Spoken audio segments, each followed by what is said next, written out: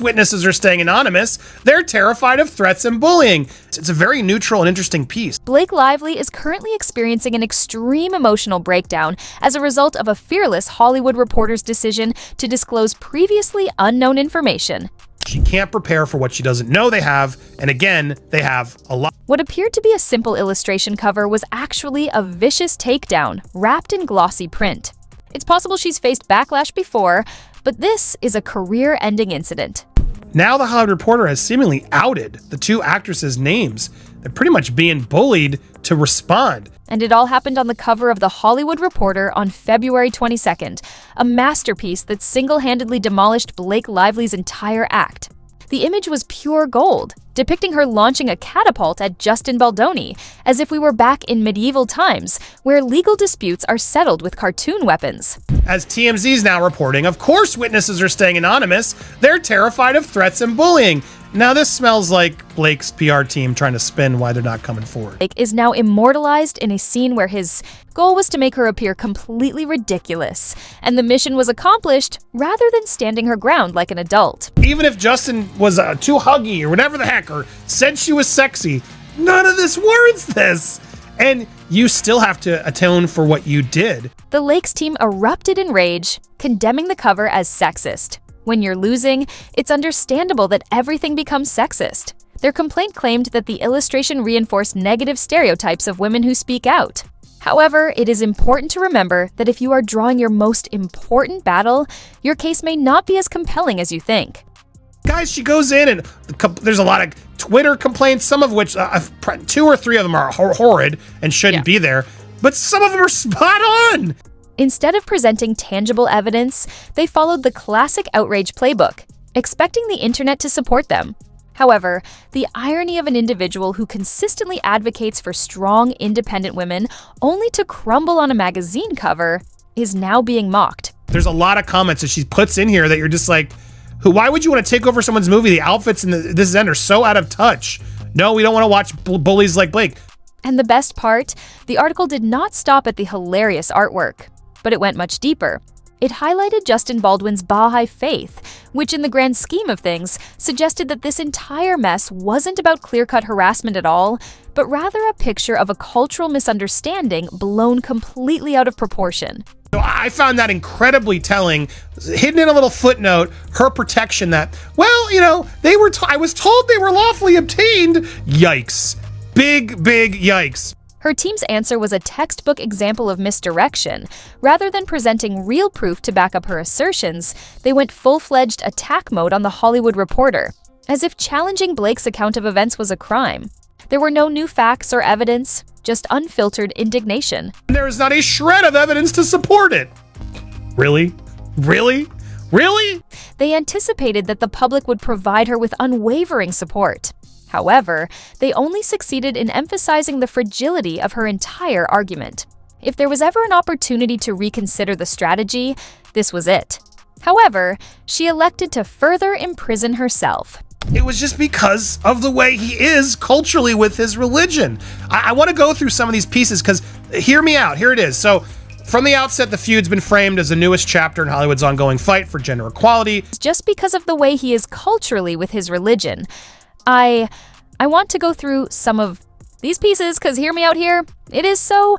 From the outset, the feud's been framed as the newest chapter in Hollywood's ongoing fight for gender equality by throwing Baldwin's religious background into the mix. The report entirely undermined Blake's narrative by compelling individuals to consider the possibility that his actions were not malevolent at all, but rather misunderstood through Hollywood's hypersensitive lens. Even before Ends With Us, Baldoni wasn't afraid to interject elements of his religion on the set. He did talk about his religion a lot as a source on 5 Feet Apart. This had shades of Scientology, but with less of the prominence and people hovering at the times. I think that's being mean. Nothing I've done makes it anywhere near the criminal accusations and things that Scientology does, so. And rather than even considering this as a valid perspective, Blake did what she does best. Played the victim, ignored nuance, and stuck to the script. The problem now is that the audience isn't buying it anymore at this point. Every detail of this scandal just cements how painfully unserious Blake Lively has become her team's con outbursts, baseless accusations, and desperate attempts to control the narrative scream damage control on steroids. But the harder they try, the worse it. Team Blake Lively may think they have the upper hand. Sources say she has no idea what's coming regarding her battle with Justin Baldoni. Next Voice, instead of proving she merits the respect she demands, Blake is exposing herself as someone who simply can't handle reality. And the irony, the more she tries to escape the scrutiny, the more she becomes it. Main event.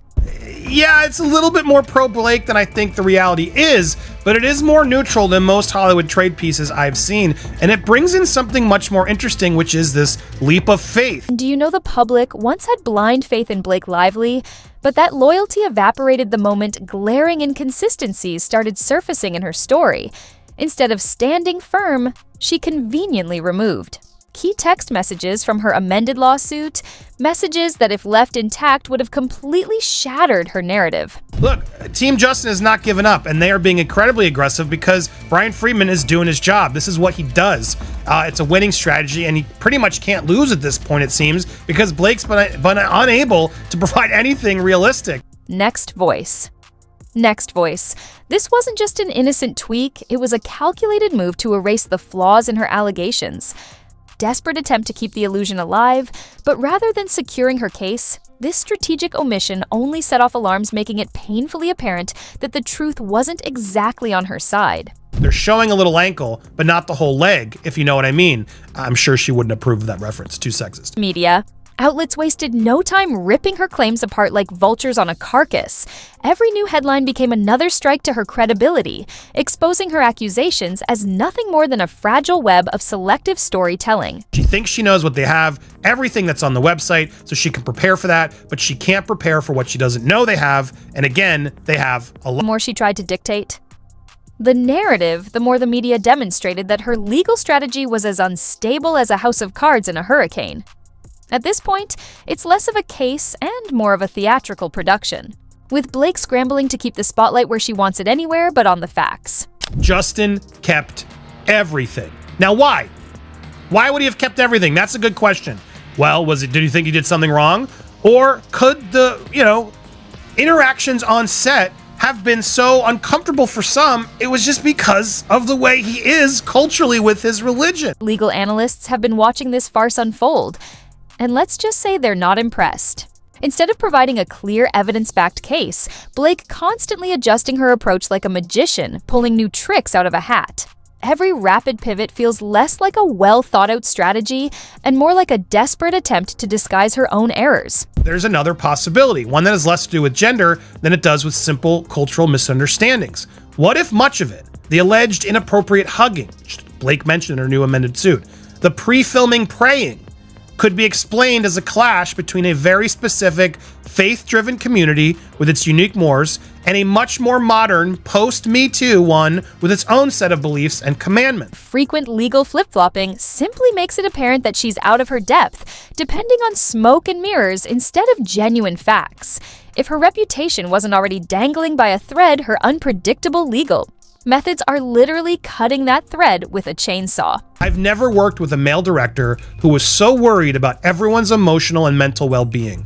There was an openness, an emotionality to his style that was more typical of a woman, and it probably wouldn't be an issue if it was a female director. Meanwhile, Justin Baldwin's team has been methodically dismantling every accusation with cold, hard facts, no speculation, no vague claims, just concrete evidence that directly contradicts Blake's version of events. This isn't a battle of opinions anymore. It's a straight-up reality check, and as Baldwin's receipts keep stacking up, Blake's case is starting to look less like a pursuit of justice and more like a desperate attempt to control the story. But Justin genuinely believes that if we do this, we'll work better as a group. There's a little bit of an arrogance to it. If it's like he doesn't want to acknowledge the world we live in, which is that most people don't want to do this kumbaya. Additionally, the entire affair demonstrates a pattern of deception that undermines any claim to genuine concern for workplace ethics. Lively's insistence on portraying herself as a victim while simultaneously ignoring the overwhelming evidence that contradicts her version of events exposes her as nothing more than a master of deceit. Her fabricated narrative, bolstered by selective editing and misrepresentation of facts, is a desperate bid to cling to relevance in a landscape that demands accountability. So if you want to stay on top of this train wreck, make sure to hit that subscribe button because we're all over this case twice a day, every day.